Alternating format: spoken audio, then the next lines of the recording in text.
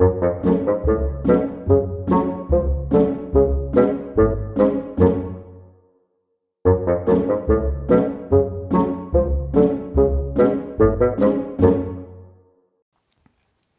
there everyone, welcome to Fingers, Thumbs and Fits, and today we are going to be embarking on the final dungeon in the Trial of Tyranny campaign for Dungeon Saga Origins. We finally got here. Adventure 10, Tyrant's Fall, and this is how our party looks at the moment. We've got Madriga currently holding a chainmail shirt. We have Danor with a couple of magic items. We have Olaf with some armor and a massive axe. And we have Rodin with some running shoes, some armor and a massive dwarven axe. So I think we're in good stead to take on this final dungeon. So without any further ado, let's crack on with it. With the ancient spectre released, the undead should have all crumbled to the floor. Something else still lurks in this ancient place that holds sway over them. The encounter with the undead trolls is troubling too. Did they have a powerful master to keep them here all this time? As the heroes climb some steps, a hint of a breeze is felt upon their faces, but with a stench fouler than before. A guttural roar echoes in the distance, and dust falls from cracks in the ceiling. The entire chamber rumbles. There's more dangerous work to do before the map is found. Take two. Okay guys, this is the start of the final dungeon, Tyrant's Fall, and there's a few things we need to do before we start. Firstly, I'd just like to apologise. I'm recording this a bit late in the day. It's very warm. I'm quite tired and very hot.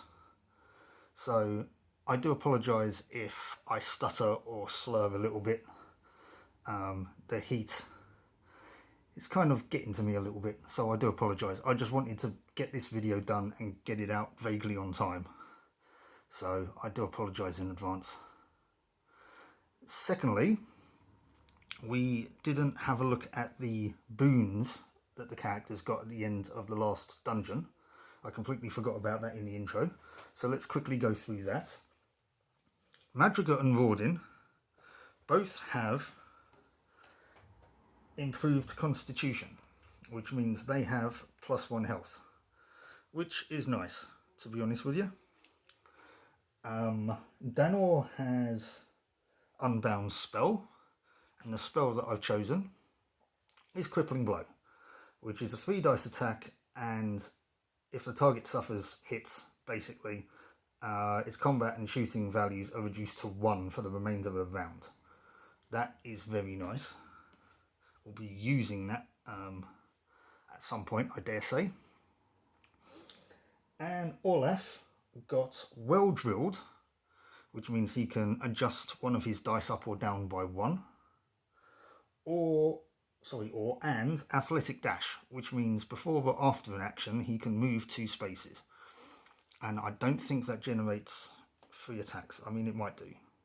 I don't know why I thought that. Anyway, yes, so that's the boons. Now on to our usual bit of housekeeping that, you know, we've got our traps here. These need to be shuffled about. I don't know which ones are which. I've literally just taken them out and put them on the table. So there's our traps that are shuffled. Are there any on the first tile? Do I need to put one down? Not at the moment. So we don't need to worry about that for the moment. And then we've got our exploration deck, which needs shuffling. You can go right in the middle. Didn't see what you was. So there's our exploration deck shuffled, and I dare say that as this is the last dungeon, that deck's going to make this as hard as possible for us. So yeah, that's how we're set up. We're up in the top corner here I'm trying a bit of a new layout that's just making it a bit easier to set up here at the moment. So we've got a bit of a cut off of the corner here. I do apologise, but I mean, it's a square. I dare say that we'll be able to work something out. But yeah, we're set up in the top corner there. We've got a skeleton warrior, an open door, behind which is a dwarf revenant and another skeleton warrior. And there should also be a door there. So there we go. Shall we begin? It's been 4 minutes and nothing's happened so far, so I think so. So we need to deal with these guys. That dwarf is going to attack anything that attacks that skelly. Although, to be fair, 1, 2, 3, 4, 5. Yeah. We're going to try something a little bit defensive here. 1, 2, 3, 4. We're going to have Madriga move up over here. And she's going to attempt to shoot the skelly. So, let's take our dice. Good start, throwing them all on the floor. She needs 4s. She's got a fair few 4s there. Well, 5s at any rate. The skelly... My brain is not with me today. I can't remember what any of their stats are. Oh no, she needs 3s, not 4s. What am I talking about? This is a very tough skelly. Skelly's rolling 2 dice in defence. If it fails 1, which it did, that skelly is toast. Okie dokie. So that skelly's gone. That's good. That's what I wanted to happen. I've just realised actually this setup might not be as useful as I thought it would be. But anyway, we will carry on and see what happens. All that's going to happen now, Danor is just going to move to there, Olaf is going to move to there, and Rawdin is going to move to there. We're going to be a bit defensive here on this first thing.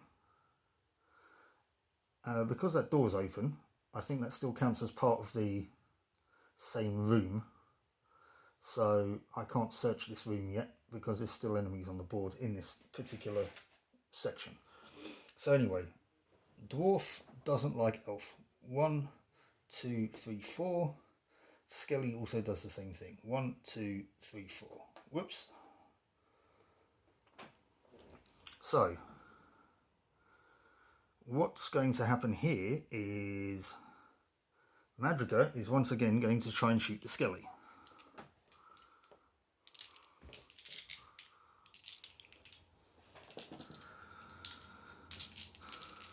So, needing 3s.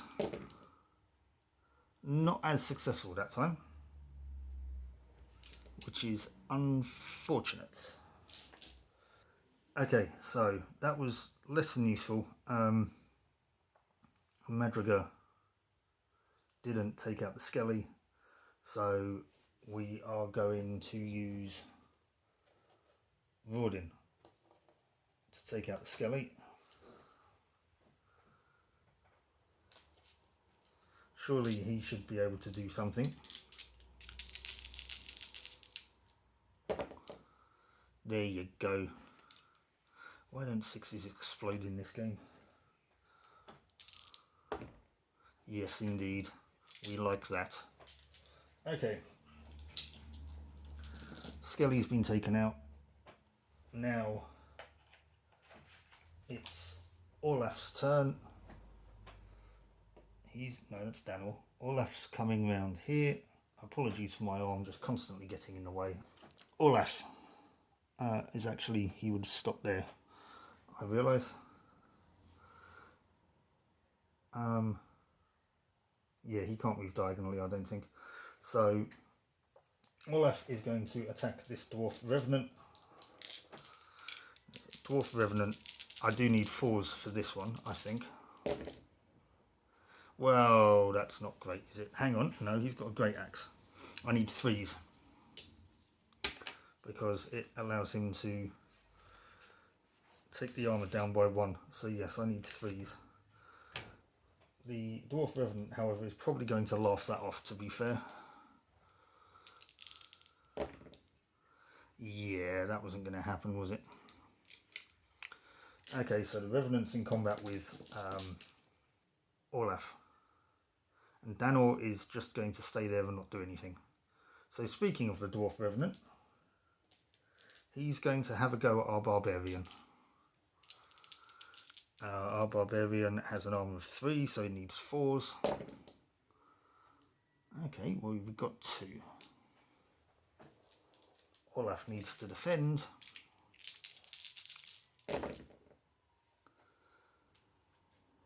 I mean, he could use Well Drilled here. I don't think he will though. So Olaf has taken a point of damage. We'll use that for when we really need it. So right, back to us. I can just see as well that this slight tiredness that I have because of the heat is going to make me keep forgetting about the Overlord's mood. So if I do that again, once again, I apologise. Olaf is going to take a swing at that dwarf again. We need to get rid of that dwarf. He's becoming a pain in the butt. Mainly because that's just about as high as he can reach. Ha ha ha. Ah, that's a bit better. That's a bit better. Is the dwarf going to match that roll? If he does, I'll be very annoyed. Oh, nearly. Right, well that soaks that one. That bounces off that. That soaks that one. And that bounces off that. So I've done the 2 damage I need to take out the dwarf. Nice. And Olaf is now just going to move. He's going to advance forwards. 1, 2, 3, 4, 5. Everybody else is going to follow suit, I think. Nope, come on. Do it the other way round. 1, 2, 3, 4. Yeah, he can get there. 1, 2, 3, 4, 5. Actually, she's going to stay there. Danor. 1, 2, 3. Yep, he's going to be here and he's going to search the room. So, what's the first unlucky card? Of course, it's a marauding monster, isn't it? So, the marauding monster for this level is a Dwarf Revenant, which will automatically attack Danor. So Olaf is going to have to come back and save the squishy mage. Let's take them away. Needs 2s. So all of them, and Danor can't defend that, so he's taken a point of damage. Well, that wasn't great, was it? I mean, actually, do you know what? I'm not going to send Olaf back there. I'm going to send Raudin back there because Raudin's got a hammer, the hammer of smashing. Oh, do we get another one? No. Nearly, but no. A pile of bones is shuddering, but we don't get another one. Okay. Raudin's going to come back and deal with this issue. Yeah, he can get to there. So this dwarf now counts as being outnumbered. And it's also at -2 armour, so Raudin only needs 2s. Well, he still rolls a 1 though, doesn't he? And the dwarf, being outnumbered, rolls 1 less dice. But yeah, the might of the dwarf raining blows upon his head has sent him back to undeath. Well, further into undeath, I dare say. Right, okay. Danor is going to hang back for the moment. Olaf is going to open this door. what fresh hell awaits behind this door. We have a barrel. How very sinister. And only 2 skellies. Whoops.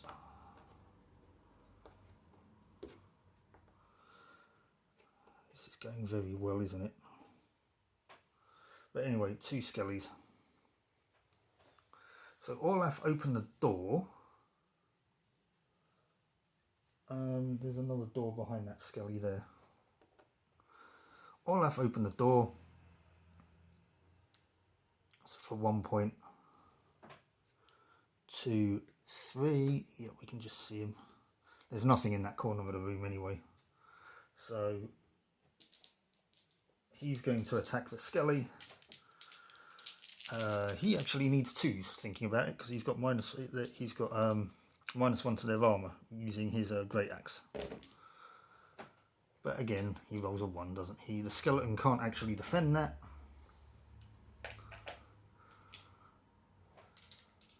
And Madriga is going to come in and have a pop at the other one. No, she's in fact actually going to stand in front of the door, because then she's not shooting over the barrel. So, needing 3s. I mean, that's a good roll, isn't it?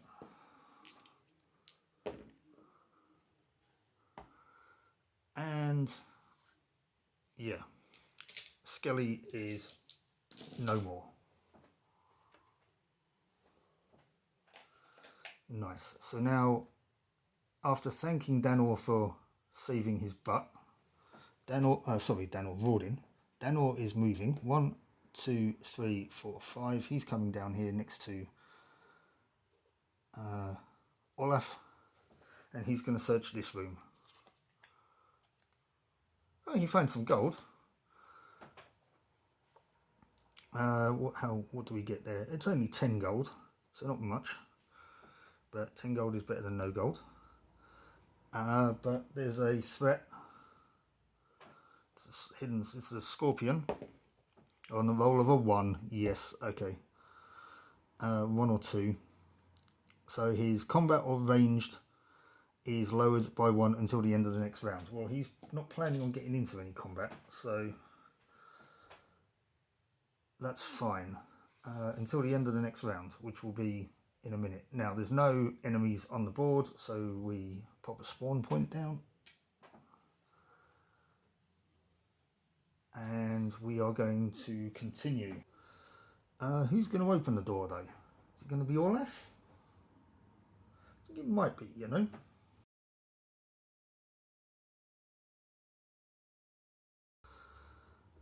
One, 2. Yeah, Olaf will open the door. So he's going to open this door.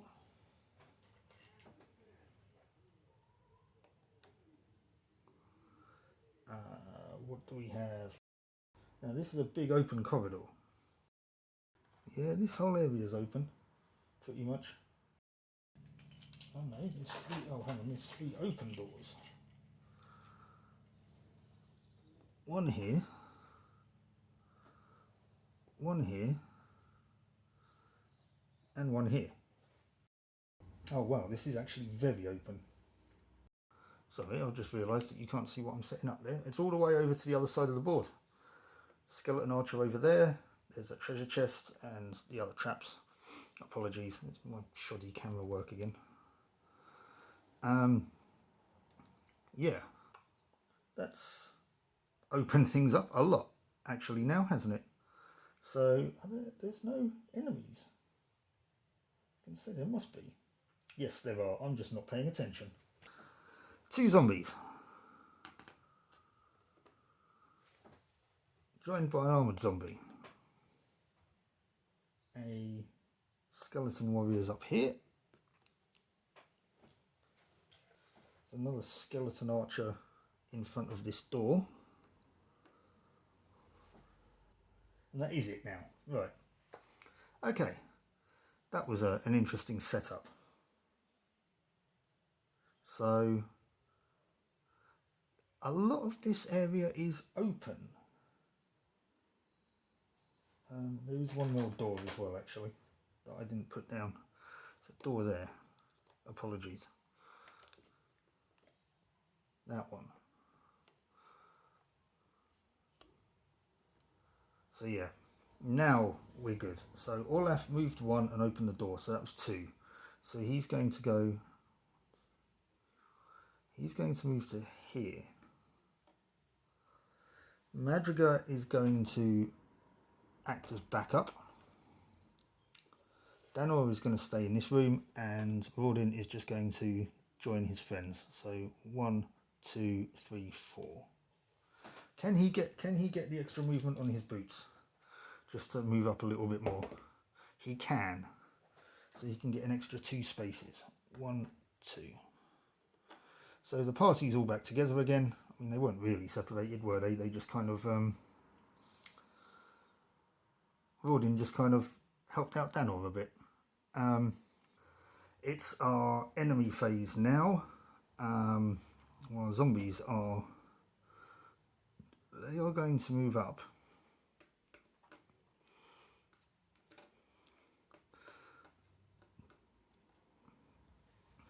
Armoured zombie is going to move up. Actually, we should be doing this from the furthest, shouldn't we? So you're going to move. You don't have a choice. You have to shoot over an obstacle anyway. And you're going to shoot Madrigal. Actually, from there, you don't. If we imagine these zombies hadn't moved yet. The skeleton archer is going to shoot Madrigal with no penalty. With a range of 3. I'm always surprised when I find that out. I don't know why. Anyway. 3 dice. Needing... Where's Madrigal? Needing 3s. So 2 of them. Madrigal in defense. Soaks 1, but not the other, unfortunately. So she takes a point of damage. So that's her extra health.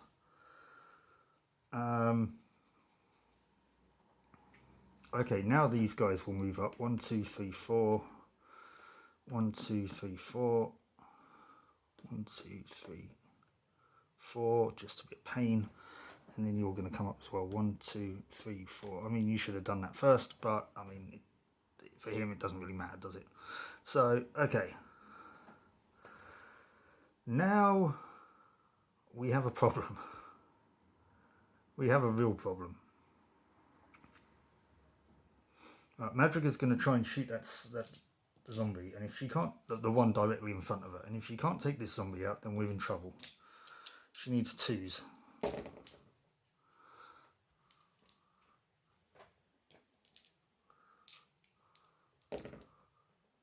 Soaks 1, but yep.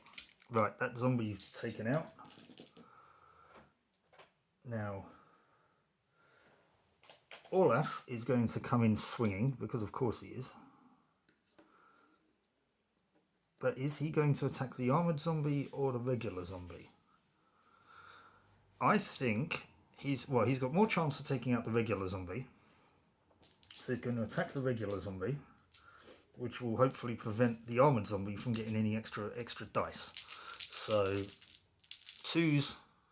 Actually, what's the armour of a armoured zombie? It's 3. So he needs 2s on the regular zombie, or he needs 3s on the armoured zombie. Actually, thinking about it, let's just move him back for the moment. Here's Rawdin. 1, 2, 3. Rawdin can actually get there instead. And he only needs 2s to take out the armoured zombie. So let's take out the armoured zombie with Rawdin. So needing 2s. I think that would have been a better option. Although to be fair, I mean, Olaf would have done alright himself there. Fight of 3 for the armoured zombie. Let's have a look here. Right, so the 5 bounces off the 6, 4 bounces off the 5, and yeah, the 2 doesn't do anything. So, Rawdin has caved this zombie's skull in. Yeah. For heavily armoured foes now, I think we're going to apply the logic of Stormbreaker.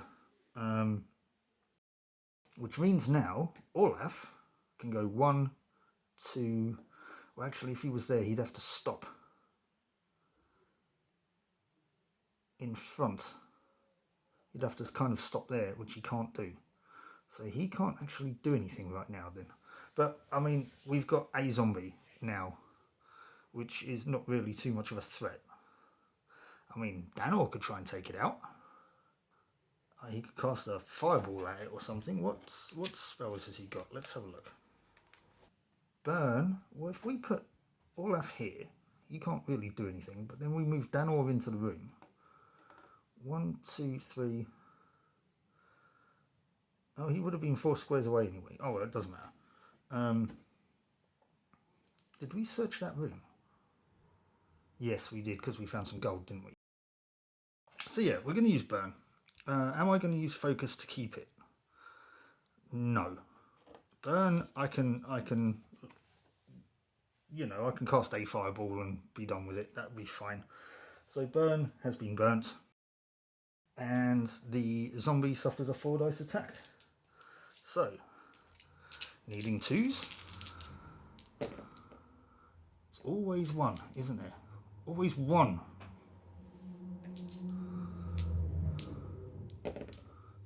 Really apologise for any background noises you might be able to hear. I live on a main road and I've had to open the windows in order to keep this room cool. So if you can hear any traffic, yeah. So what's happened here then? Right, so the 4 bounces off the 6 and the 2 bounces off the 4. So, Danor did in fact incinerate this zombie. Whoa. Apologies, I'm now juggling cards. So, that leaves Olaf free to attack something else. 1, 2, 3, 4. He could attack the skeleton warrior, or he could attack the skeleton archer. 1, 2, 3, 4. Well, the archer would try and move back out of range and then shoot something, which would likely be Danor. Whereas the skeleton warrior would get into range, and if Olaf attacked the archer, the warrior would attack him in the back. So we're going to take out the warrior, I think. 1, 2, 3, 4, 5.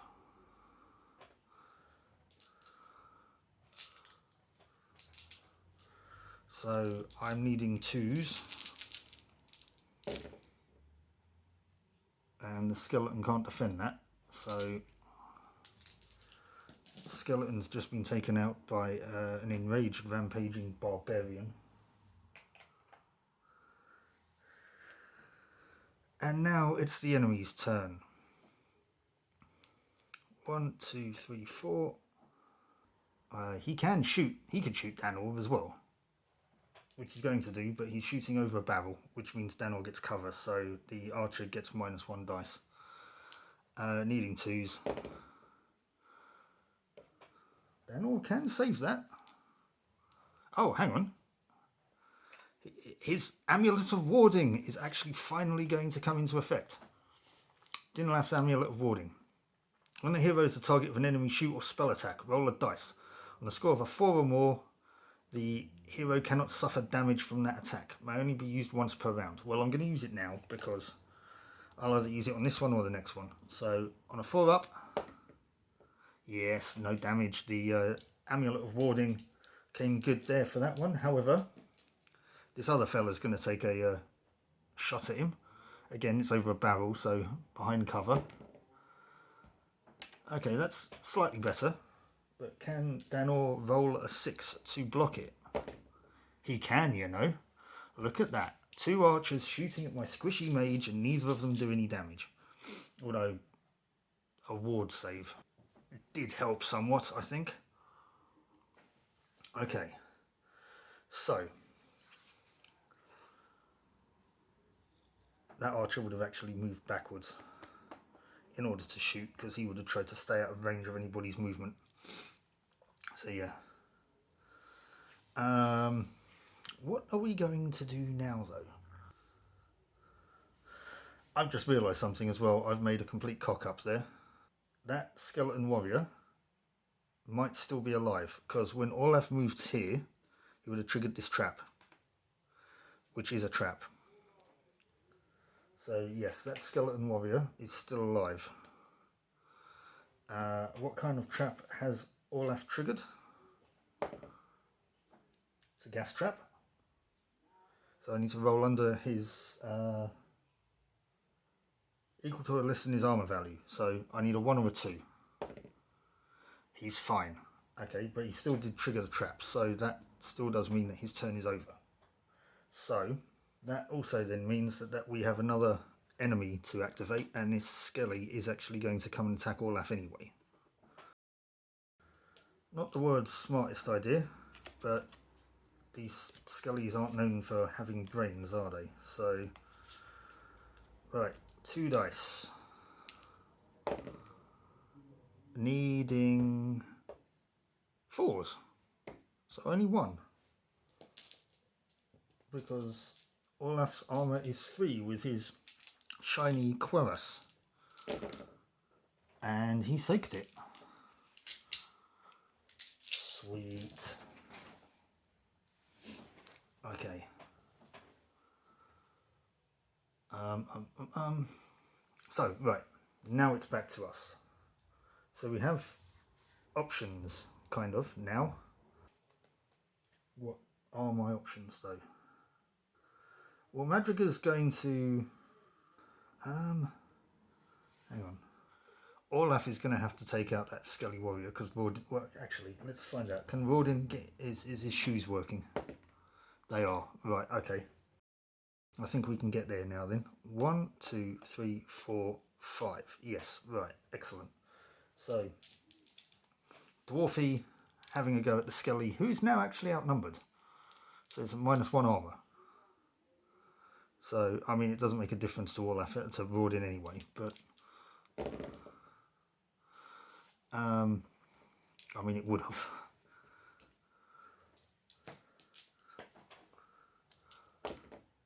See? Right. Well done, Rawdin. So it's going to have to be Olaf. That's annoying. Right, okay. I mean, that's not such a great... Right, actually he needs 2s, which means that the skeleton can't defend it. There you go. And now Olaf is going to go 1, 2, 3, 4, 5. And has engaged this skeleton archer, which means it can't shoot. But silly thing is that Madrigal's just going to shoot it anyway. So 1, 2, 3, 4, 5, 6. And he's just going to shoot that Skelly.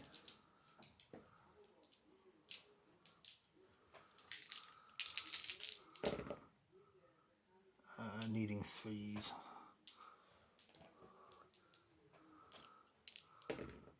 Oh, well, there we go. It's too distracted by Olaf running towards it, I guess. And Danor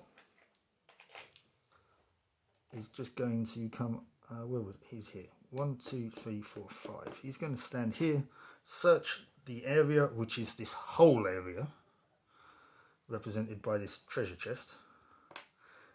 And this is a special one. Basically, there's nothing here at all. I don't draw an exploration card. There are no special circumstances. There is literally just nothing. So that's that taken care of then. Literally nothing in this whole area. There's now nothing in my drinks glass either. So, M&E turn. Now that skeleton archer is going to stay where he is, and he's going to shoot Madrigal.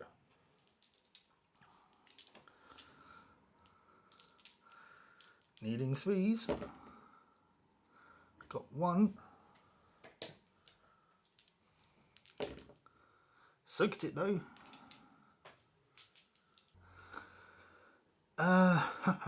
1, 2, 3, 4, 5. Okay, well, Olaf can't get to that skeleton archer. I don't think we're going to need to worry about that though, because I think Madrigal can just shoot it. So that is exactly what Madrigal's going to do. She's going to go 1. Actually, does she need to move? Yeah, she's going to. 1, 2, 3, 4, 5, 6. But uh-oh, she moves through that door. And what happens? The door slams shut. I'm going to put one of the door counters next to it to show that the door has slammed shut. She's still going to shoot the archer in the face though.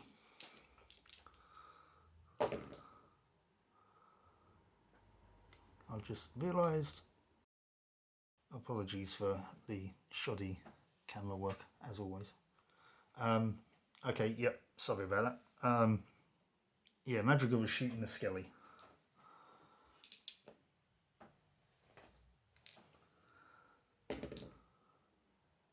Which it soaked it, so she was too distracted by that door slamming down behind her that she misfired. Which is unfortunate now for Olaf, because he can't get through the door. That door has actually completely sealed. So there's no going through there now. So we're going to have to go the other way round. So Madrigal is on her own. However, I think she'll be alright. So, can Rawdin's shoes help him this turn? They can. I guess they're being fairly useful this turn. This adventure. 1, 2, 3, 4. Let's see what's in this door. Which means I'm going to have to move the camera around again. Sorry guys. 5. What's in here? We have a bookcase.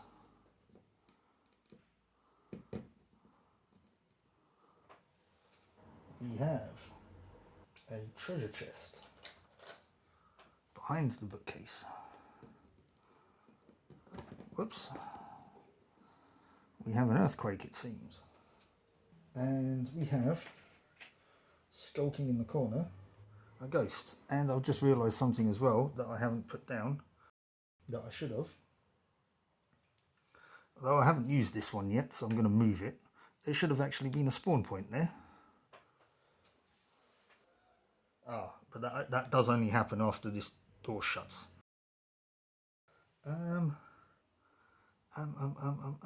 He's going to move into that room because he's got 1 point of movement left. So that ghost can come and attack him. I mean, Olaf's going to need to move his way up there anyway, so he's going to do that. 1, 2, 3, 4, 5. And Danor's going to hide in the corner for the moment. I don't know what I'm going to do with him. So, I mean, I opened the door. I could have used an interrupt, which actually, to be honest with you, there is one there. And it would be a ghost, actually. It's going to come to attack Rawdin. See, because that would have flipped too aggressive. So the ghost is attacking Rawdin. I think he gets 3 combat dice. Let's look at his stats. He does indeed get 3 combat dice.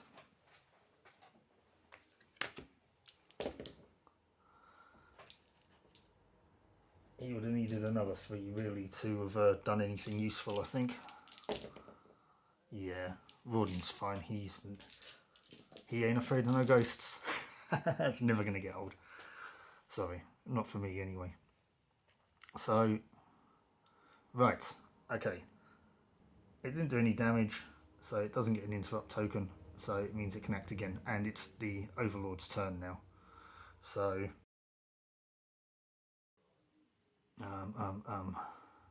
well, a ghost is going to attack Rawdon again. I mean, he fared a little bit better this time.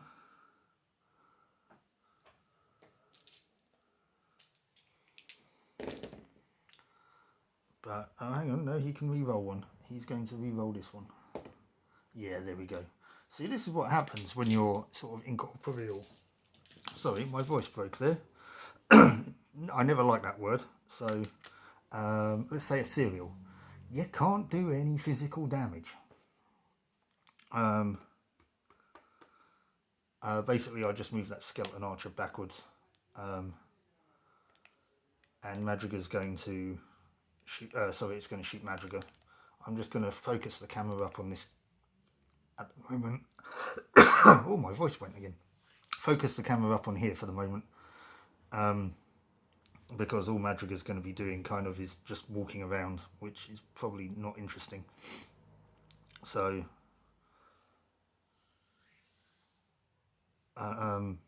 anyway, that archer's shooting Madrigal. Needs 3s.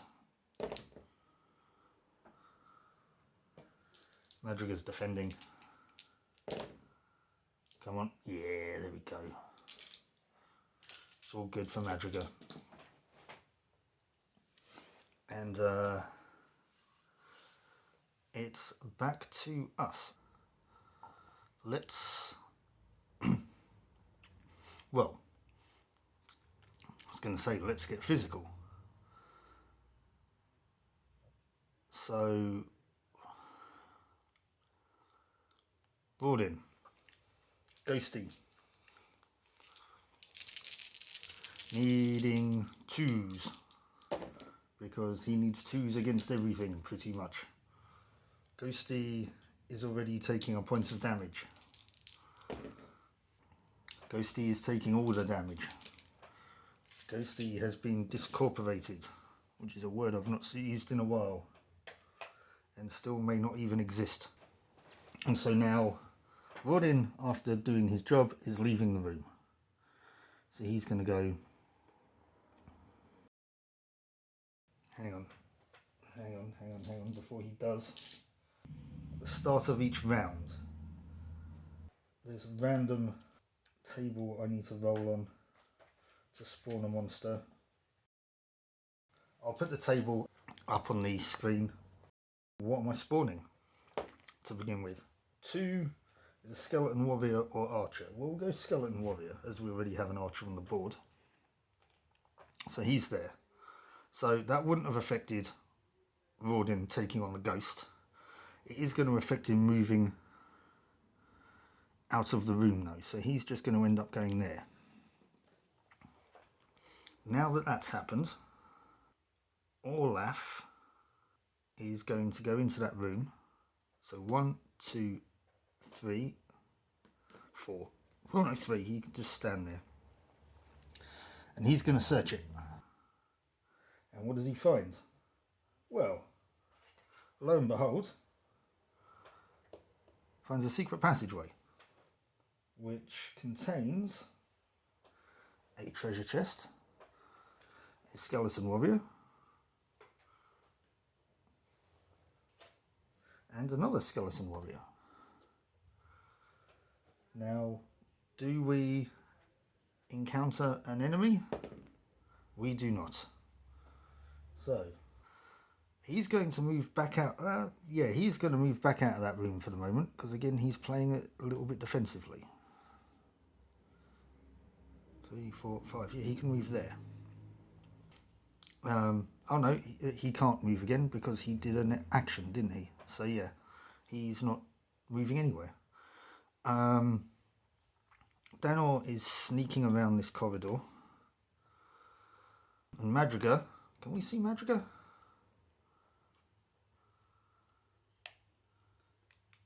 Madriga, it's down here, is going to shoot that Skelly.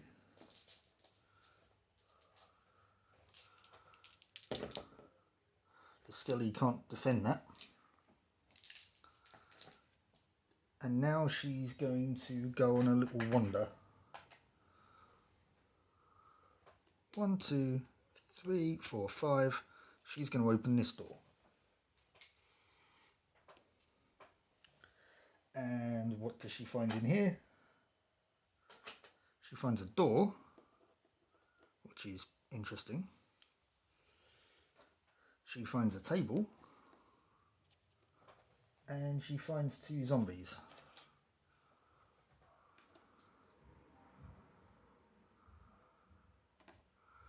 So she's going to move back 1. Oh no, she can't, because I think she spent 6. Yeah, she's going to have to stay there. Okay. Well, that's all of us done now then. I think now that Madriga's over there, we can bring the camera back round again. Also, I don't know whether or not you saw what was in that room with the secret passageway, but anyway, it's over here. This is not going well for the final dungeon, is it? This isn't how I wanted the final playthrough of this campaign to go, but I do apologise. But yeah, so enemy turn. Right, well, we've got some enemies on the board now, haven't we? Furthest away. Well, it's going to be these guys with Olaf, because everybody else is kind of fairly close. Can't get much closer than this one. So 1, 2, 3, 4. 1, 2, 3, 4. That guy can attack Olaf, which he will do. Needing 4s. Olaf needing, well, being Olaf is fine. I mean, he's taken a point of damage, but he's just, I mean, he's got a cut on his leg or something. He's not too bothered. So, these guys then, I guess, are going to move up closer to Madriga. 1, 2, 3. This zombie is going to have to stop here because now in Madriga's front arc. So, we'll be attacking Madriga, needing 3s.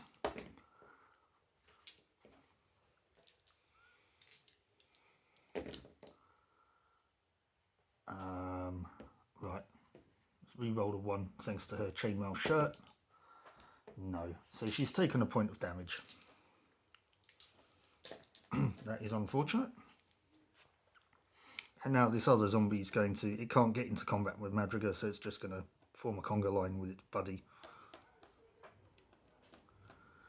And then finally, the Skelly on the spawn point is attacking, it's finding itself in a very bad place, but it's attacking Rawdin, needing 4s. Oh, well, there we go.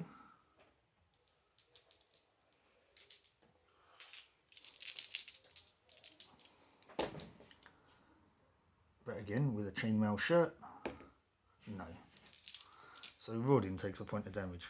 So that was his extra health point. Okay, so it's back to us again now then.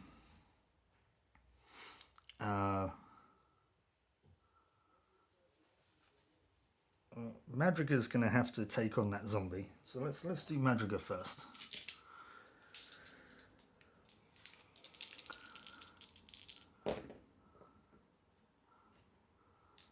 She's not used to hand-to-hand combat. Although she's been doing a fair bit of it in this campaign. Soaks 1, not the other one. Okie dokie. Well, she's holding them up because the other one can't do anything now.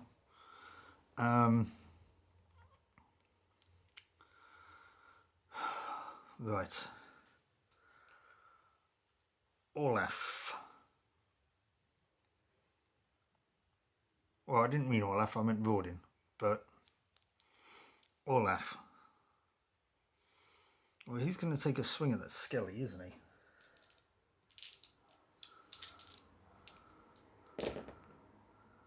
Which the Skelly can't defend. Very hard to defend against 5 dice, I should imagine. Or even the prospect of 5 dice. So, now enraged somewhat, he's going to come down here. Danor now is going to seek opportunity, move into this room, knock the bookcase over, but search the room. Yeah, this setup I've done for this one may not have been the greatest idea.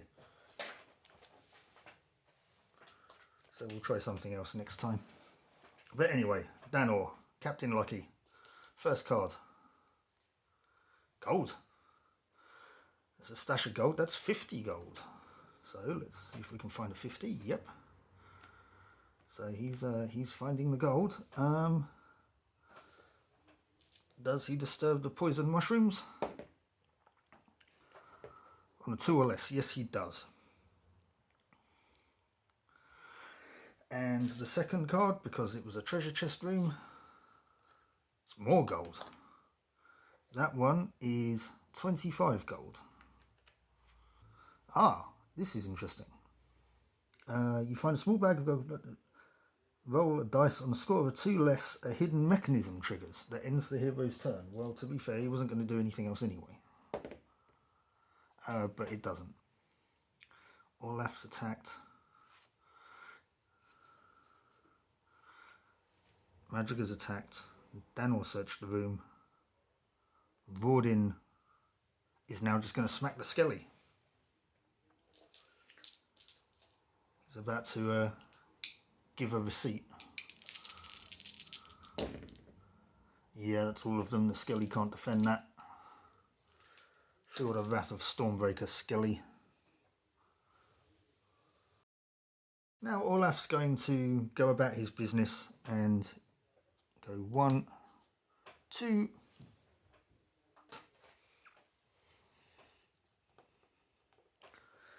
What's in this room? It's a Dwarf Revenant. And a table. That just seemed to fall from the ceiling, it seems. Right, so, well, if he moves into the room, the Dwarf Revenant can catch up to him. So, we're going to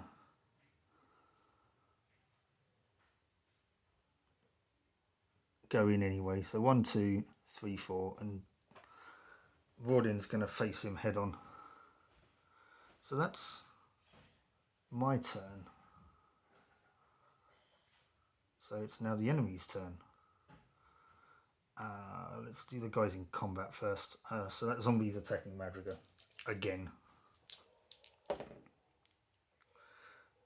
Does need 3s. Hopefully Madrigal can soak that though. Quite considerably. Trapped its arm in the door or something. She's quite resourceful like that. Now that Skeleton Warrior is attacking Olaf. Needs 4s, yes. Olaf is getting angry.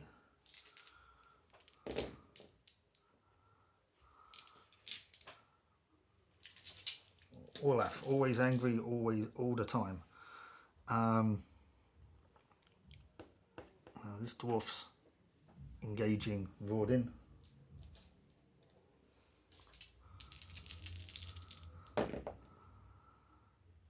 Those 2 do not go through.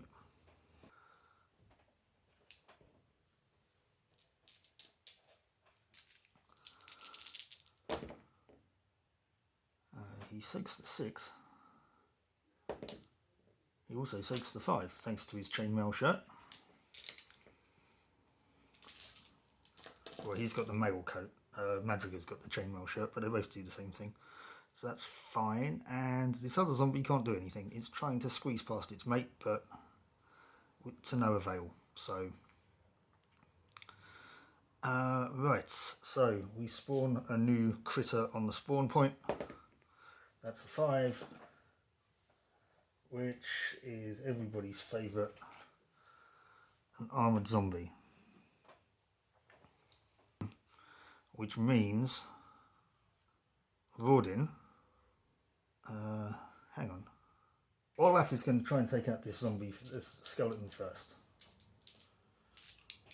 Let's try and do things in a certain order here. So Olaf has quite successfully taken out this skeleton.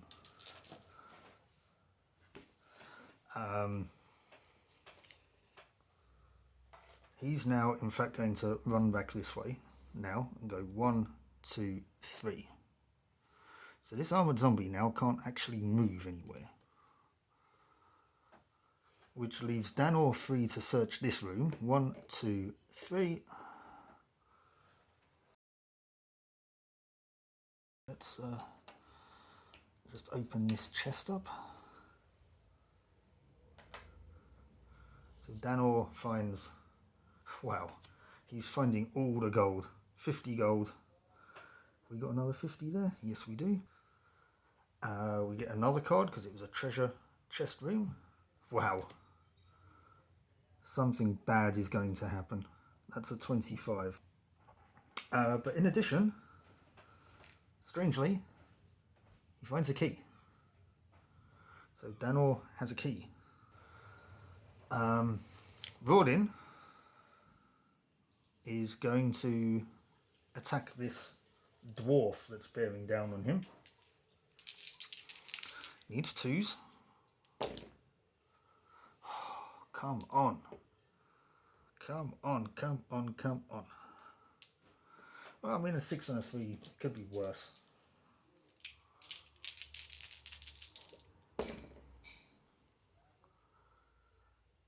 Like that, for example. Well, that bounces off. That soaks that one. So, yeah. But there is... no, yeah. So, Rodin has not successfully taken out that dwarf, which is kind of irritating. Did we attack the Madriga? No, hang on. We haven't. It's my turn, isn't it? Madriga is attacking the zombie. Needing 2s. Bouncy, bouncy, bouncy.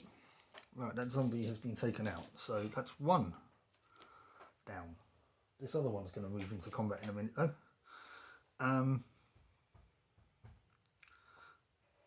Something very, very, very bad is going to happen to Dan. I can sense it. He's finding all the gold. This has hitherto not happened before. Danor is usually summoning all the monsters, so he doesn't know what's going on. He's confused. I think he's just going to stay in that room and stay safe. Anyway, speaking of enemies, technically the furthest away is this one. So he's going to move in and engage Madriga. Needs 3s for Madriga.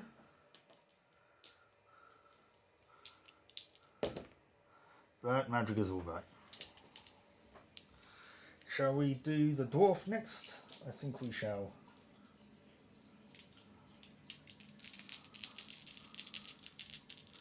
Needing 4s. Come on, Rodin, you can roll a 5 on 4 dice. With a re-roll. Yeah, there we go. You can roll a 5 on 5 dice. And the armoured zombie now. Combat 3. Okay, armoured zombie. On or left, needing 4s.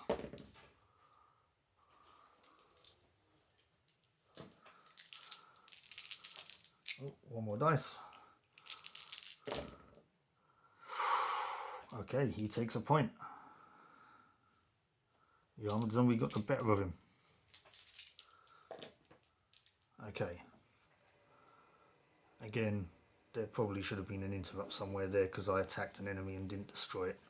So, but hang on, what would the bottom card have been anyway? Gold, so no, there wouldn't have been an interrupt. So back to us then. Danor is going to stay in that room for the moment whilst there's an armoured zombie roaming around nearby. But we're going to do Madrigal first. I just realised there's another door that I should have put down. There's a door there. But anyway, it's just off camera. Door there. Sorry.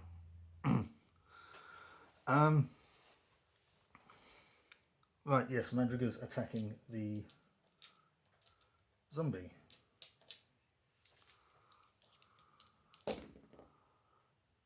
Well, not great.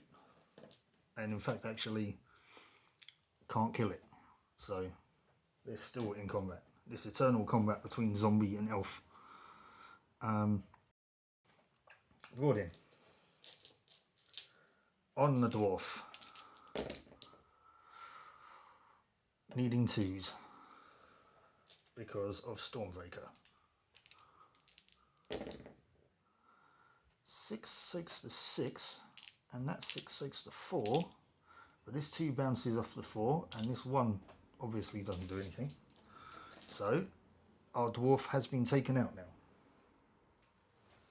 And Rodin is now going to just walk back up over this way and just help out Olaf for the moment by outnumbering this armoured zombie. So, speaking of Olaf, I mean, it's not often he needs any help. He probably doesn't appreciate it anyway, but the zombie is outnumbered.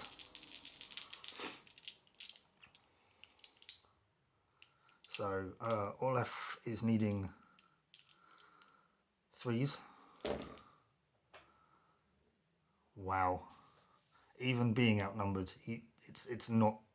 He's just too distracted by the fact that Rodin ran in there. Okay. Well, Danor, I mean, that zombie's not going anywhere anyway. Danor's just going to come out and get a bit closer. So, enemy turn, once again. There might have been an interrupt there. Would there have been an interrupt with the armoured zombie? There would have, actually. So the armoured zombie is going to attack Olaf.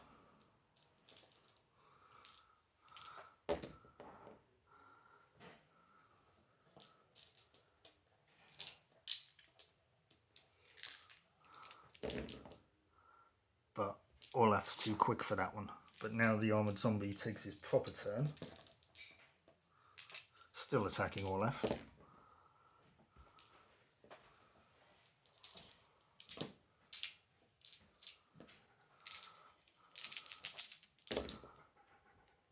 That was a 4. But Olaf's still fine. Now we have the matter of this zombie against Madrigal.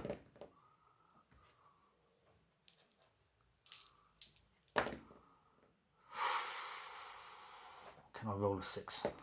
No. So she takes a point of damage. She's finding it very difficult to fend off this zombie. It could be something to do with the fact she's trying to fight around a corner. But anyway.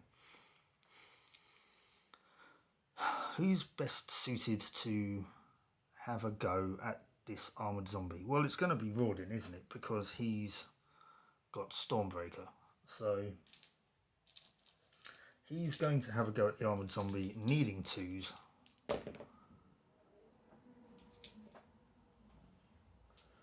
The armoured zombie is taking a point of damage anyway. He's at -1 dice because he's outnumbered, which means he can't actually defend it. So, yes, being outnumbered there is handy. As Rodin swoops in and takes all the glory. Which means now that he's going to come around here and he's going to move and he's going to set this trap off. Which is indeed, actually, it's not a trap. So that would have been 1, 2, 3, 4. Are his boots working? No, they're not this time. So he stops just in front of that door. 1, 2, 3, 4. Yeah, he stops just in front of the door.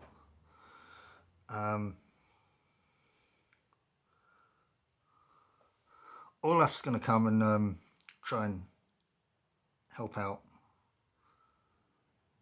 Madrigal.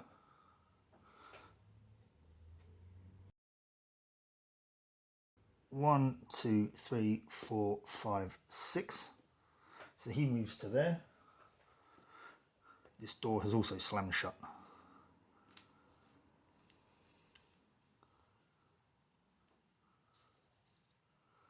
It seems to be a bit of a theme, doesn't it? This door's slamming shut. Danor now.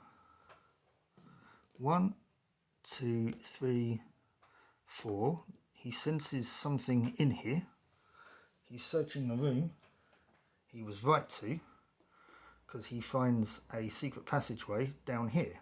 However, no matter how many times he tries, he can't open it. He can't do anything with it right now. It seems to be, he seems to sense some magic binding it closed.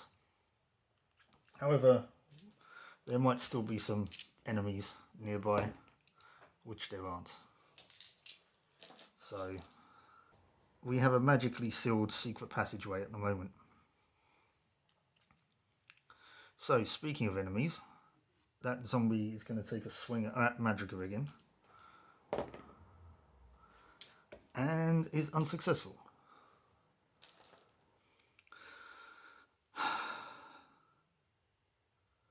Come on, Madrigal.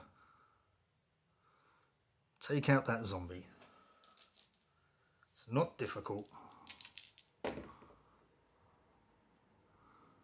Oops, that was a 2. Come on, where's the 2 gone? There it is. It's already taken a point. It just needs to fail one of these. Could fail both of them. Finally, Madrigal has defeated 2 zombies. That was a bit of a slog. And she's going to go 1, 2, 3, 4, 5. Open this door.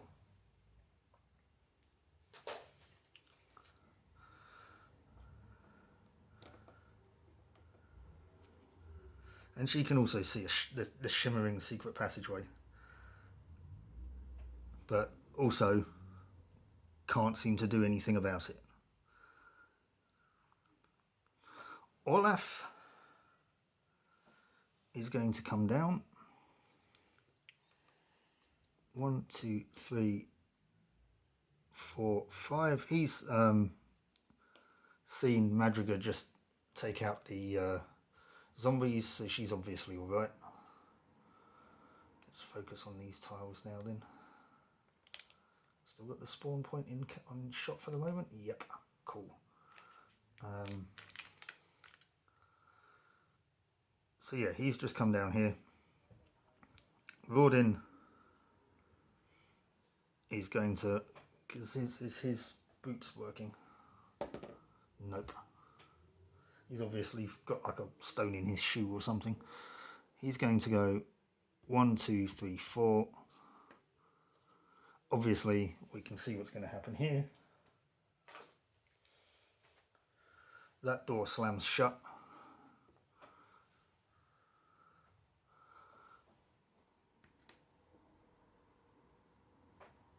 Which leaves Danor behind 3 locked doors. But he feels the magic on the secret passageway dissipating. So, there's no enemies. I'm not going to spawn one because one's already about to spawn anyway. So, we're going to spawn an enemy, start the round, which is a skeleton.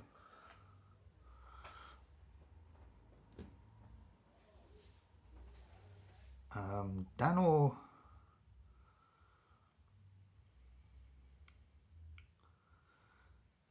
he's going to go 1, 2, 3, 4, 5. He's going to come down here, but he's going to have another sort of rummage around in this room.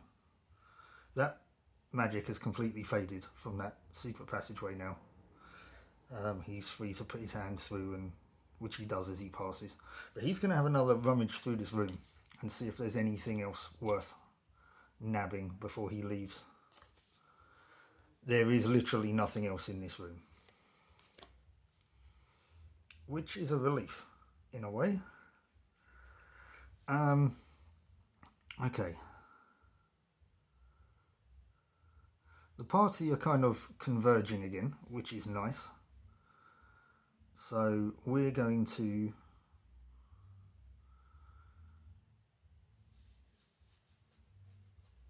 go 1, 2, 3, 4, 5. Is Rodin's shoes working? Nope, that's what I guess get for rolling an enemy dice. But anyway, 1, 2, 3, 4. 1, 2, 3, 4, 5, 6. And Danor will just run through anyway. The skeleton is going to move up. 1, 2, 3, 4. Rodin can hang back and take out the skelly. But it's back to us again now. Yeah, Danor's going to go 1, 2, 3, 4, 5, and he's going to sort of stand there. Danor's going, oh, Rodin, quick, help, there's a skelly chasing me. At which case Rodin goes, yeah, right, no problem, mate. I'm just sorting out a stone in my shoe, but give me a moment. 1, 2, 3, 4. Skelly's going to engage Rodin before Rodin can engage the skelly.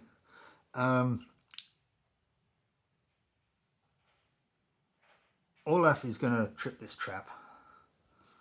1.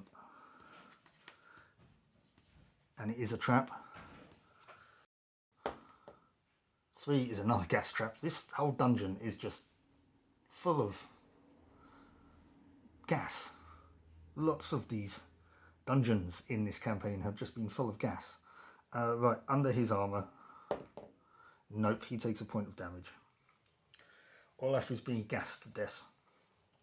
We're going to have to heal him. Nobody's got any healing potions, although Danor does have healing string. So, excuse me. So speaking of which, actually, he might come down and do that. Is there a range? 6. 1, 2, 3, 4, 5, 6. Well, he's in range now. Doesn't need to be visible. So he can sense Olaf's life force being quite low. So he heals Olaf for 2 points, and I'm not going to be using that anymore. I think you can tell which one I want to use focus on. But he's going to move up as well anyway. So 1, 2, 3, 4, 5. And Madrigal. Hang on a minute. I'm getting myself confused, aren't I?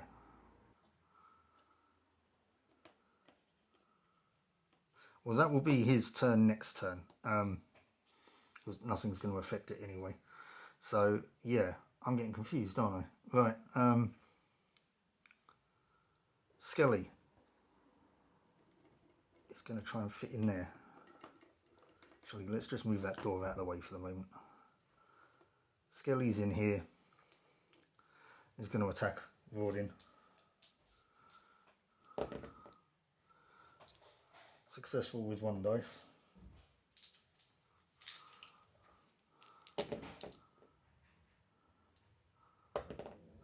Well, Rodin takes a point of damage. But now it's back to me, so Danor would have done what he just done. So he's healed Olaf and then moved. Rodin he was that eager to escape that skelly. Rodin is going to attack said skelly.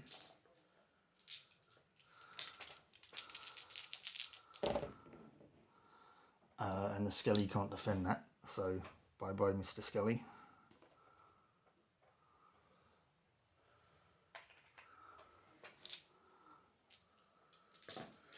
And so Rodin can now move. Are his shoes working? Nope, no shoes. 1, 2, 3, 4, so he's now here. Can Madrigal get up to that door? 1, 2, 3, 4, 5, 6. Yes, she can. She can open it. 1, 2, 3, 4, 5, 6. Now, this room is interesting.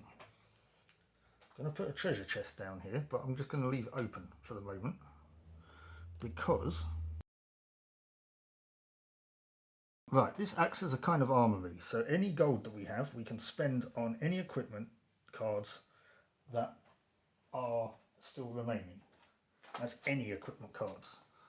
Now I've got 30 gold in the coffers and Danor's got 160, but looking through the equipment that's left, I'll just go through this on the camera.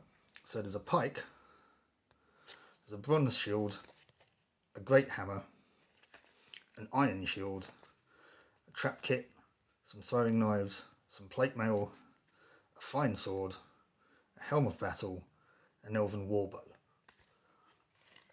I don't think I need any of those.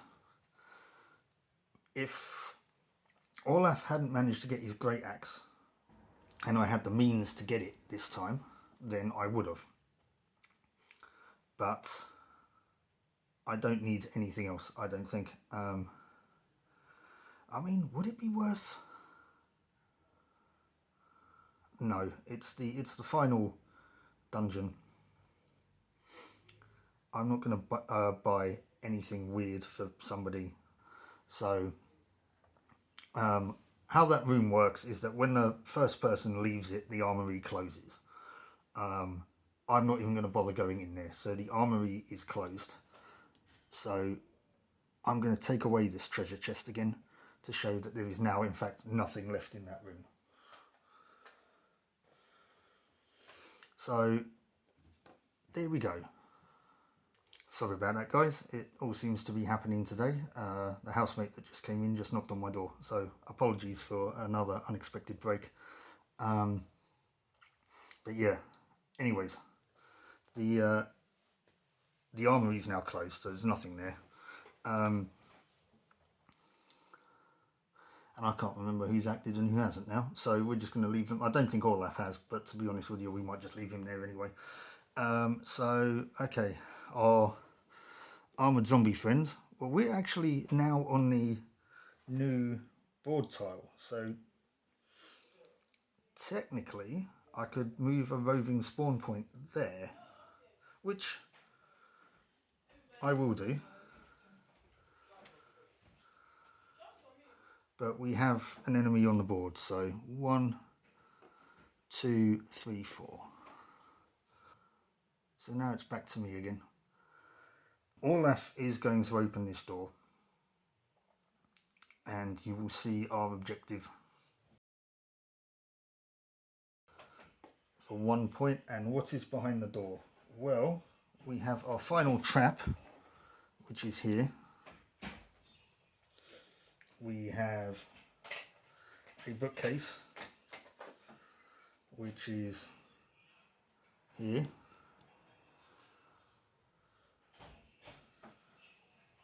We have an armoured zombie, which is here, next to a pile of rubble. We have a regular zombie here. We have another zombie behind the... You're not seeing the room.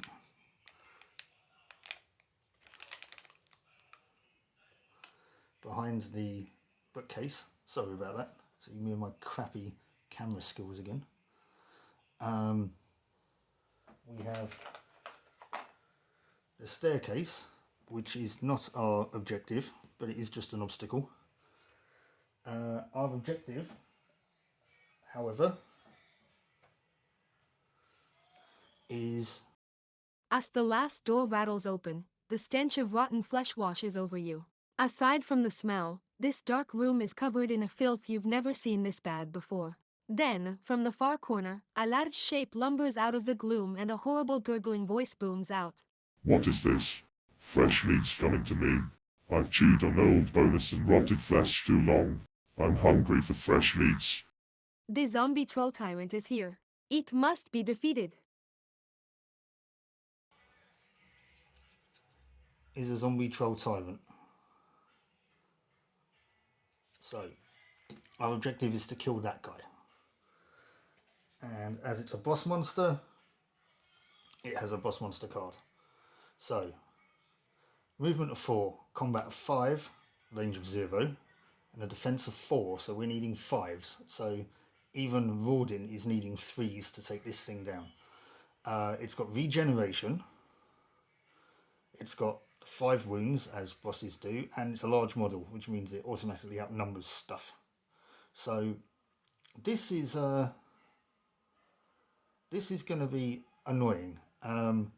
Also, because it's a zombie, I think it counts towards the mob rule of other zombies, but it doesn't get it itself. So, yeah. Zombie troll tyrant. Fun times. So, Olaf has, that's 1 point, 2, 3, 4, 5. Oh, he's going to need to trip that trap, isn't he? Which he doesn't want to do. Okay, right. Now he was there. So 1, 2, 3, 3. He's going to move there. And he's going to attack the armored zombie. And he's going to hopefully use Unstoppable, which means that if he defeats this armored zombie, he's going to... Actually, we might do this the other way around. If he defeats the armored zombie, he can move a square and fight again. Actually, in fact, though, he's going to do this the other way around. So he's going to go 1, 2, 3, 4. He's going to use Unstoppable to attack the normal zombie. Here. Sorry, just slightly off camera. The normal zombie here. Because he should be able to take this one out. So hopefully should get Unstoppable off. Yeah, the zombie can't defend that. So this zombie is gone. He can move 1 square and fight again. And he's now going to fight the armored zombie. So he needs 3s for this one though. And he's a lot more unsuccessful. It's a weird way to put it, I know. But, okay. He does have Frenzy, which I might have to, he hasn't used yet. I might have to use that now. He can re-roll one of his dice. So the 6 is successful. Okay, well now that 4 is successful as well. The armored zombie though, come on. I want to at least take it out. Yes, so the 4 bounces off of the 6, the 3 bounces off of the 4, and this 3 doesn't do anything. So that was in fact actually successful. A frenzied, unstoppable barbarian with a massive great axe is too much for an armoured zombie. Right, so that's the main threat down here taken care of. Now I'm just working out, because large models have a weird way of moving. 1, 2, 3, 4. It can get to the door, which is irritating.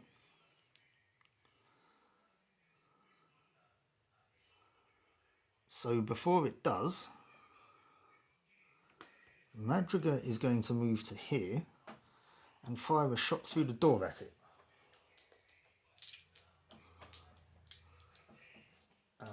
She obviously needs 5s though. And it's at this time, because I don't think she's going to get another attack off really, she's going to use Eagle Eye to reroll 1. Yeah, it didn't work.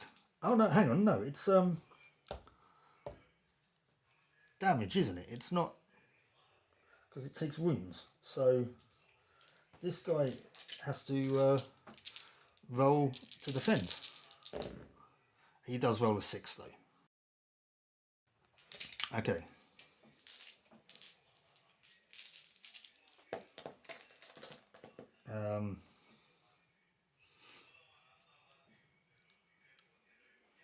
We're not moving Danor in yet. Rodin, can his shoes help him out? No, so he's just still going 1, 2, 3, 4. Okay, well he's kind of here. He could have done with being a bit further up.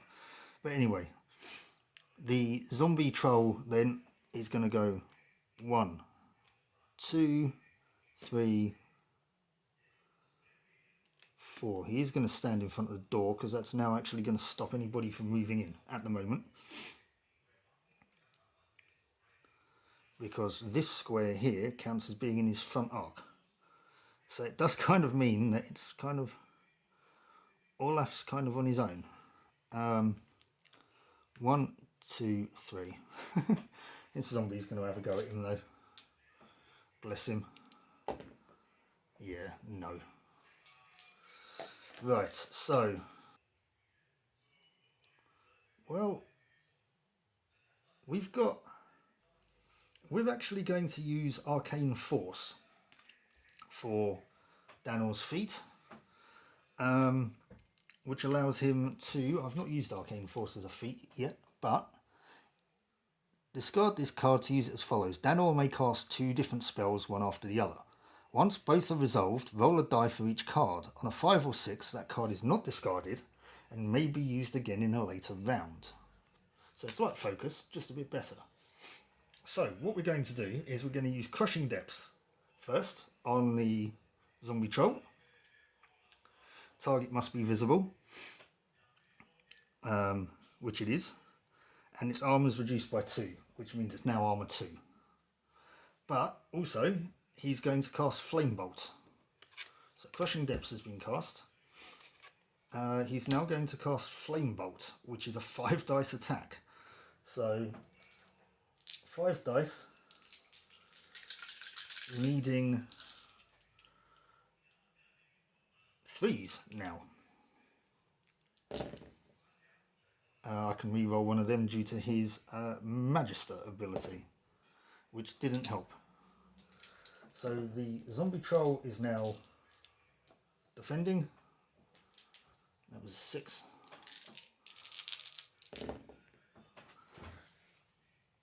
And he did roll a 6 and he rolled a 4, which means that those have both been soaked. Well, it was a brave effort there, Danor. But now we need to roll for the spells. So first, Flame Bolt has been spent. And Crushing Depths, come on, has also been spent. Okay, but Crushing Depths is still in effect. So Madriga is going to shoot. She's going to use her feet, Hail of Arrows. So it basically means she shoots 3 times. So she needs 3s on the zombie troll. Oh, look at that. That's a bit better. That troll's defending though. What is it? We keep rolling these 6s. Okay, so that was 1 shot.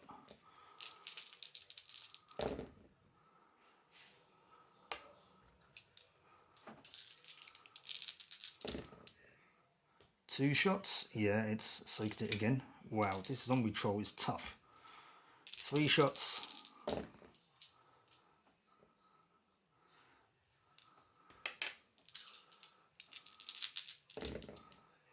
Wow, as if it just double downing on the 6s now. Okay. Rodin is going to come up. 1, 2. Actually, he's going to get in the room if he can. 1, 2, 3. Yes. Rodin counts as being outnumbered because of the... Actually, hang on. Yeah, there is nothing he can do there. He'd either have to stop there or there. He can't move anymore. So yeah, Rawdin is going to attack the zombie troll, which counts now at armor 1. So Rawdin needs 2s. Now look at that, that's a great roll from Rawdin. It's just unfortunate the boss characters only take 1 point of damage.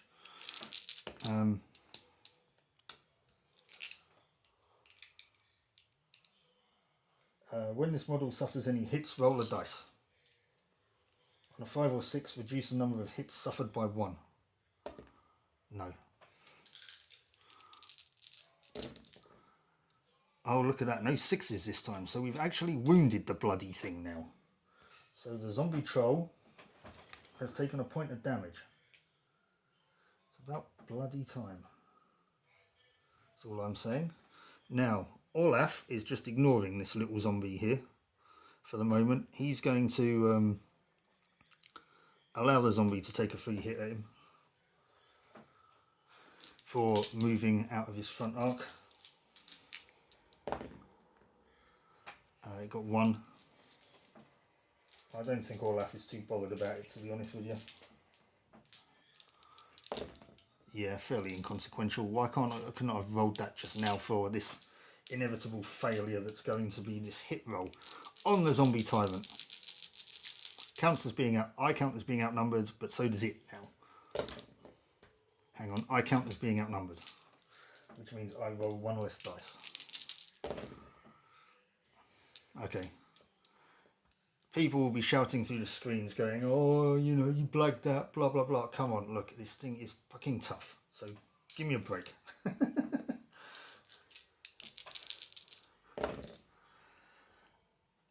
Soaked 1.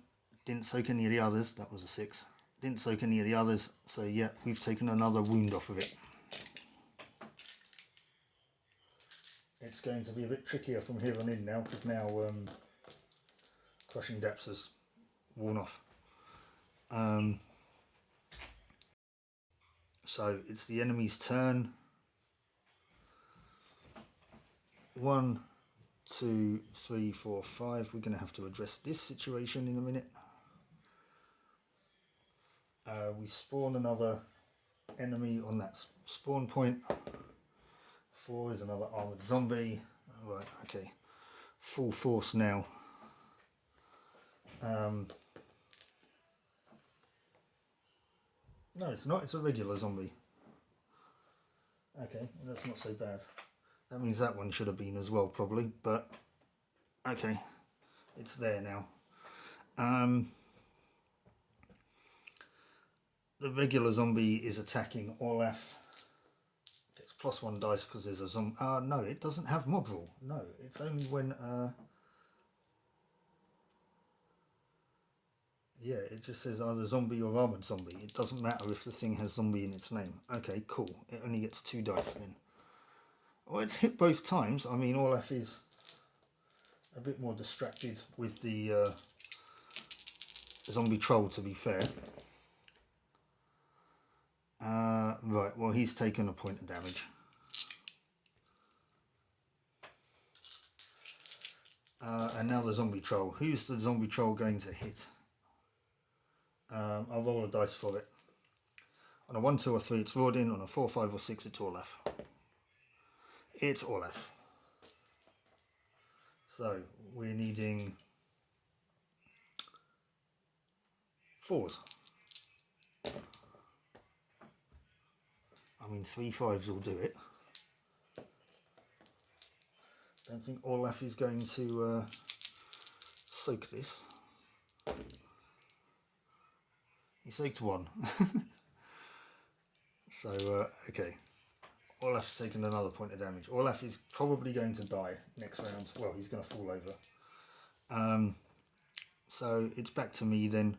Need to get rid of that zombie. Madriga calling for these guys to duck somewhat so that she can shoot that zombie.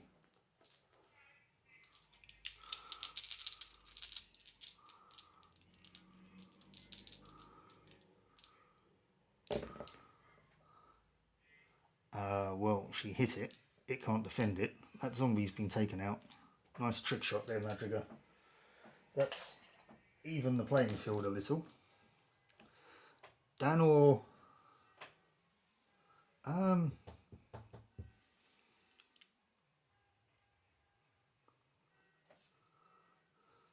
1, 2, 3, 4, 5, standing behind the wall, but next to the zombie troll, he's going to cast Sea of Flame. Now, it doesn't say that this can go through walls, it doesn't say it can't. It doesn't say that it needs to be within line of sight or visibility. It just says all monsters within 2 squares. So, all monsters within 2 squares suffer a 3 dice attack at an armor roll value of -2. So, it's at 2 again. So, Danor needs 3s. Or all of them. And, bizarrely enough, it still counts as being outnumbered. Because it's got these 2 guys next to it. Oh, look at that. Actually, Danor did a point of damage to it. Nice going, Danor. We can actually potentially take it out this turn. Right, so Olaf. Come on, mate. So, needing 4s. We've got 1. 1, and it's a 6, which is alright. Just hope it doesn't roll a 6 on these 4 dice to defend. It doesn't. That's another wound. It's got 1 left. Now, can Rodin deal the final blow? He needs 3s. He's scored 3 of them. But the troll has 4 dice to defend. And he does. Because that soaks that one, that soaks that one, and that soaks that one. Okay. Okay. So it's the enemy's turn. 1, 2, 3, 4. 1, 2, 3, 4. And the troll is obviously attacking. He's going to attack Olaf because Olaf is hurting a lot now. And he needs 4s. Well, that could have been worse. I mean, it could have been better, but it could have been worse.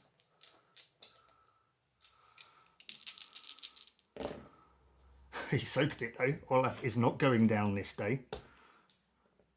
Right.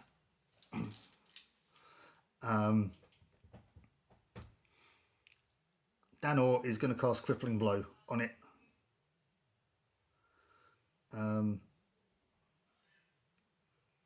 It's a 3 dice attack.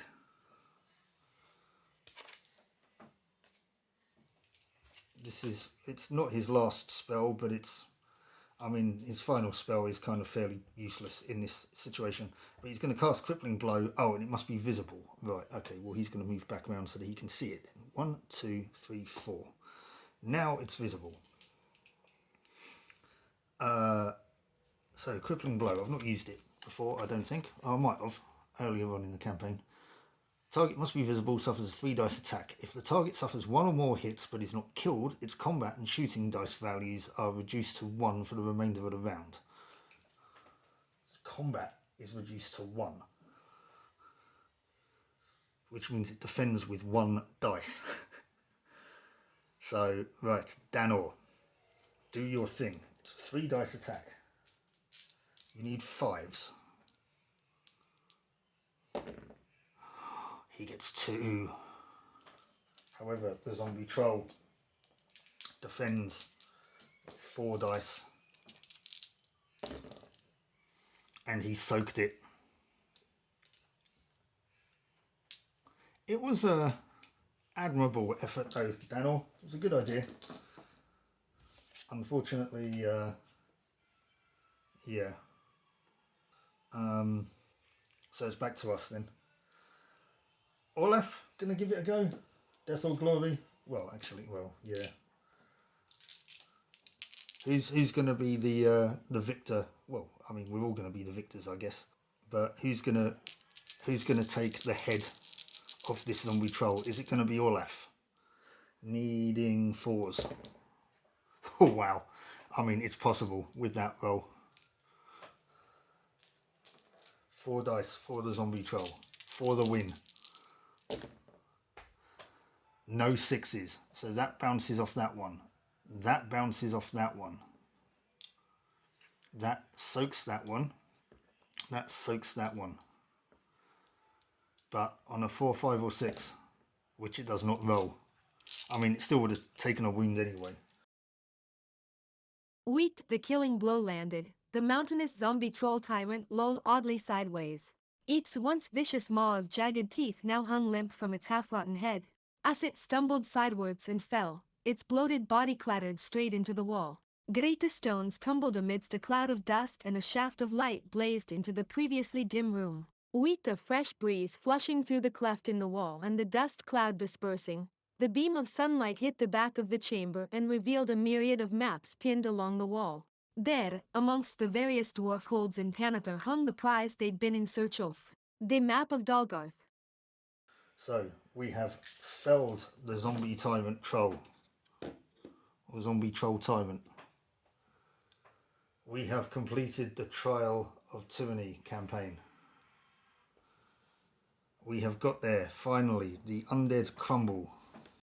As the 4 heroes clambered through the ruined wall and into the warm sunlight, a familiar-sounding voice could be heard, chuckling curiously.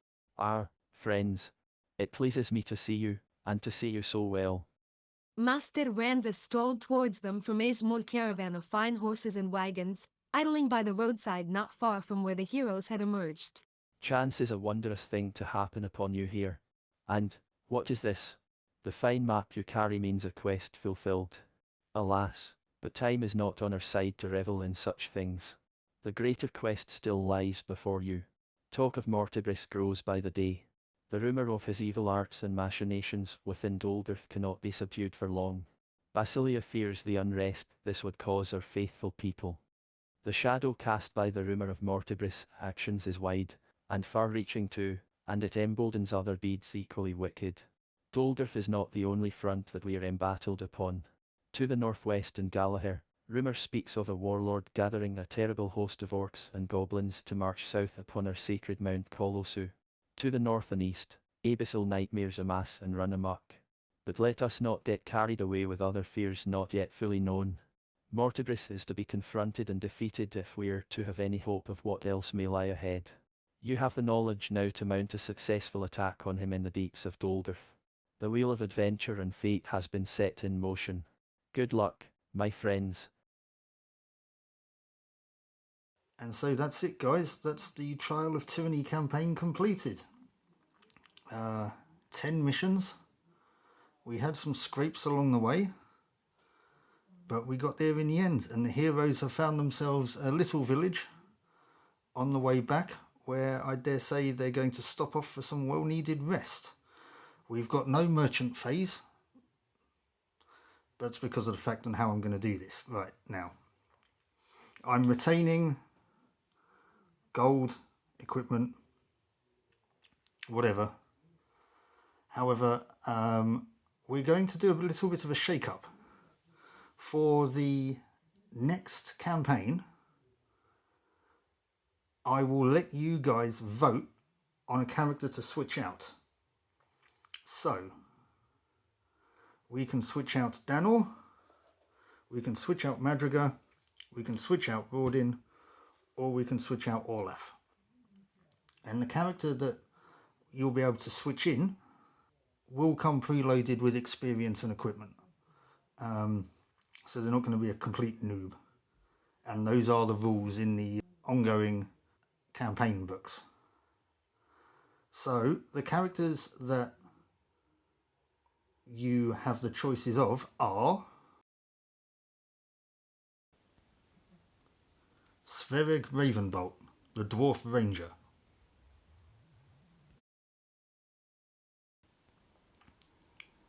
Melissa Padfoot, the Halfling Rogue.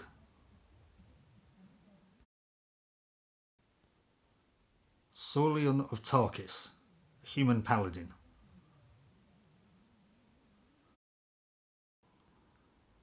Jane Clemther, a human cleric.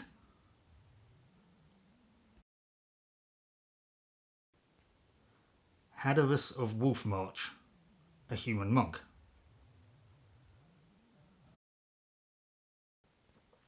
Or finally, Fenariel Juneborn, an elven warlock. Alternatively, I guess there is always another option where we don't swap anyone out. But, you know, variety's always nice. So, let me know in the comments what you think I should do. And so everyone, that was the Child of Tyranny campaign for Dungeon Saga Origins. Please let me know what you thought in the comments. And I hope to see you for the next one. So, for the last time in this series, thank you so much for watching. Stay safe and keep on adventuring. Goodbye.